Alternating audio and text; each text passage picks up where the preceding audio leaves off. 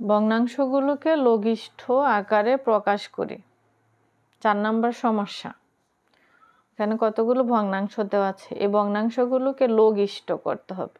লঘিষ্ঠ মানে আমরা জানি কি ছোট, এই যে লঘিষ্ঠ, লঘিষ্ঠ মানে কি ছোট। তাতে এই ভগ্নাংশ লব এবং হরকে উভয়কে কি করতে হবে, ছোট করতে হবে। কিভাবে আমরা ছোট করব? গুণ করলে কি ছোট হবে? নো, ভাগ করলে, ভাগ করতে করতে আমরা লব এবং হরকে একই সংখ্যা দিয়ে যখন আমরা ভাগ করব লব এবং হরকে, তখন ভগ্নাংশটা কি আস্তে আস্তে ছোট হয়ে আসবে। এটাকেই বলেছে লঘিষ্ঠ আকারে প্রকাশ করি। যেমন আমি যদি একটা ভগ্নাংশ লিখি, ধরো প্রকৃত ভগ্নাংশই লিখলাম, যেমন 9/3 লিখলাম, এটা একটা প্রকৃত ভগ্নাংশ। এই ভগ্নাংশটিকে বলেছে কি করতে, ছোট করতে। লঘিষ্ঠ মানে ছোট। এই ভগ্নাংশটিকে যদি আমি ছোট করি তাহলে অবশ্যই ভাগ করতে হবে। গুণ করলে, যদি 3 দিয়ে 3কে গুণ করি বড় হয়ে যাবে। ভাগ করলে কি হবে? একমাত্র ভাগ করলেই এই ভগ্নাংশটিকে আমরা লঘিষ্ঠ করতে পারবো, অর্থাৎ ছোট করতে পারবো। এখন কি করতে হবে? একই সংখ্যা দিয়ে লব এবং হরকে ভাগ করতে হবে। এখন যদি আমরা দেখতেছি যে 3 দিয়ে আমরা 9কে ভাগ করতে পারি। কিভাবে? যেমন 3 একে 3, 3 তিরিকা 9। এবার দেখো আমি যদি এভাবে ভাগ করি, 3 দিয়ে 9কে ভাগ করি, যে তোমরা ছোট ক্লাসে এভাবে ভাগ করে এসেছো, 3 দিয়ে 9কে ভাগ করলে 3 তিরিকা 9, তাহলে কোনো অবশিষ্ট নেই, কোনো অবশিষ্ট থাকতে পারবে না, নিঃশেষে বিভাজ্য হতে হবে, নিঃশেষে ভাগ করতে হবে। নিঃশেষে ভাগ করে আমরা লঘিষ্ঠ আকারে প্রকাশ করতে পারবো, অর্থাৎ ছোট করতে পারবো একটি ভগ্নাংশকে।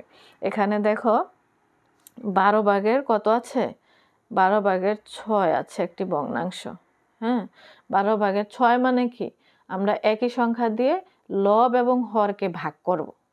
কারণ আমরা দেখতে পাচ্ছি যে 6 দিয়ে আমরা 12কে ভাগ করতে পারি কিনা, পারি। যেমন 6 একে 6, 6 দ্বিগুণে 12। এটা কিন্তু আমাদের কি হয়ে গেল? লঘিষ্ঠ হয়ে গেল না? 2/1। আর কি ভাগ করা যায়? যায় না। সবচেয়ে ছোট ভগ্নাংশটি আমরা পেয়ে গেছি, এটাই লঘিষ্ঠ ভগ্নাংশ। এবার দেখো 2 নম্বরে কি আছে? 21/3 আছে। এটাকে আমাদের কি করতে হবে? লঘিষ্ঠ করতে হবে। অর্থাৎ 3 দিয়ে আমরা 21কে দেখি ভাগ করা যায় কিনা। 3 দিয়ে যদি আমরা 21কে ভাগ করতে পারি তাহলে এটাকে আমরা লঘিষ্ঠ করতে পারবো। 3-এর নামটা তো তোমরা জানো, 3 7 কত? 21। 3 একে 3, 3 7 21 সমান কত হবে? 7/1। এটাকে আর লঘিষ্ঠ করা যায় না বা ছোট করা যায় না।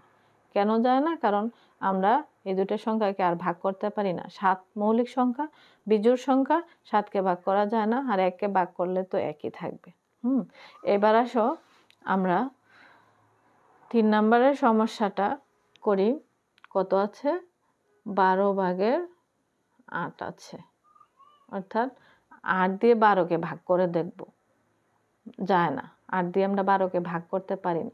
এমন একটি সংখ্যা নেব যে সংখ্যা দ্বারা আমরা লব এবং হরকে ভাগ করতে পারি। যেমন যদি আমরা 2 নেই, 2 দিয়ে আমরা 8কে ভাগ করতে পারি। 4 দ্বিগুণে কত? 8। তারপরে 6 দ্বিগুণে 12। তারপরে আবার আমরা 2 দিয়ে হর এবং লবকে ভাগ করতে পারি। 3 দ্বিগুণে 6, 2 দ্বিগুণে 4। তাহলে আমরা কত পেয়েছি? 3/2। সবচেয়ে ছোট সংখ্যাটি আমরা পেয়ে গেছি, যাকে কিনা আর ভাগ করা যায় না।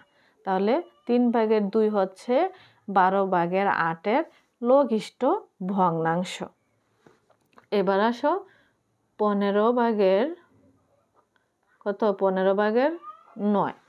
15/9কে আমরা যদি ভাগ করি, 3 দিয়ে যদি ভাগ করি, 3 তিরিকা 9, 3 পাঁচা 15। 5 হচ্ছে হর, 3 হচ্ছে লব। আর কি ভাগ করা যায়? যায় না। তাহলে এই 15 ভাগের 9-এর লঘিষ্ঠ ভগ্নাংশ হচ্ছে, অর্থাৎ সবচেয়ে ছোট ভগ্নাংশ হচ্ছে 5 ভাগের 3। এবার আসো 5-এর অঙ্কটা আমরা এখানে তুলে ফেলি। 40 ভাগের 24, এটাকে আমরা কি করব, লঘিষ্ঠ করব, অর্থাৎ ছোট করব। আমরা প্রথমে যদি আমরা 2 দিয়ে কাটাকাটি করি বা ভাগ করি, 2 দিয়ে কিন্তু আবার 40কেও ভাগ করতে হবে বা কাটতে হবে।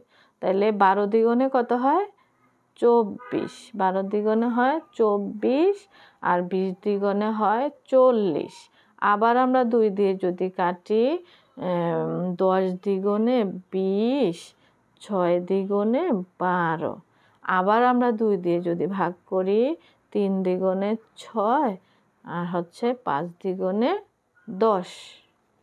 এখন আমাদের কি আসলো, হর আসলো কত, 5 আর লব হচ্ছে 3। আর ভাগ করা যায় না, মানে এর চেয়ে আর ছোট করা যায় না। এখানে কি বিজোড় সংখ্যা বা মৌলিক সংখ্যা চলে আসছে, কারণ 3কেও আমরা 1 ছাড়া আর কোনো সংখ্যা দিয়ে ভাগ করতে পারি না, 5কেও 1 আর 5 ছাড়া আর কোনো সংখ্যা দিয়ে ভাগ করতে পারি না। তাহলে 40 ভাগের 24-এর সবচেয়ে ছোট বা লঘিষ্ঠ ভগ্নাংশটি হচ্ছে 5 ভাগের 3।